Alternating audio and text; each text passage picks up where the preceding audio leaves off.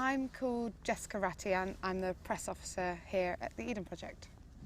I look after film crews, journalists, photographers. I organise press shoots, photo shoots, and I do press release writing for the newspapers, and we do a lot of coverage. We sort of monitor the coverage, any environmental coverage that people might be interested in here.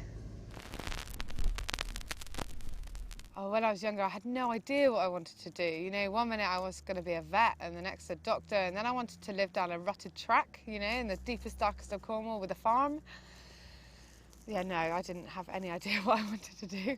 I never, ever thought I'd end up here. When I was just gone 16, I ended up leaving college because my dad said to me, "All right, my handsome, you don't have to do this if you don't want to." And I thought, oh, thank God, you know, that took so much pressure off me to have to perform for my parents or for anyone else who thought formal education was the way to go, which clearly I was so unhappy it really wasn't. So I started here at Eden as a waitress.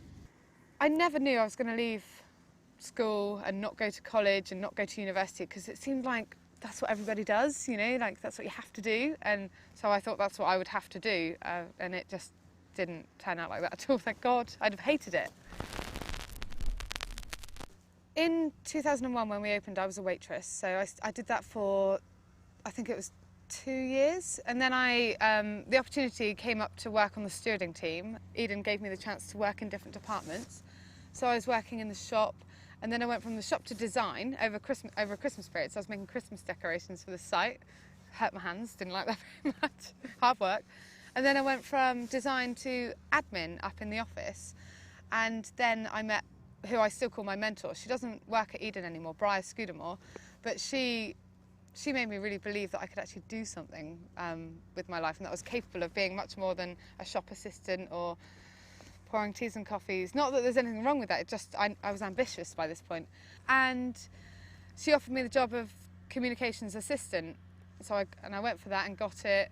And then 2 years on, last year I think I got offered press officer job, which is what I am now. Knowing that I'm capable is just, it's something, it's like a feeling like coming home, you know. You always know that you're able to do something with your life, and then you finally think, oh yeah, I found my niche, or I found something that people appreciate me for. Rather than constantly struggling against a big wall of water, you're going with the flow. You're with your school of fish.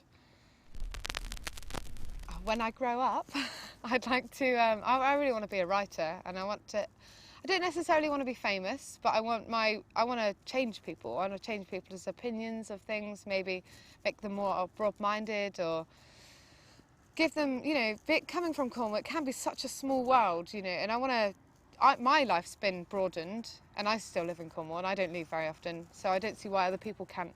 And that goes not just for Cornwall, but all over the world. There's places that, you know, you might not get to or get out of.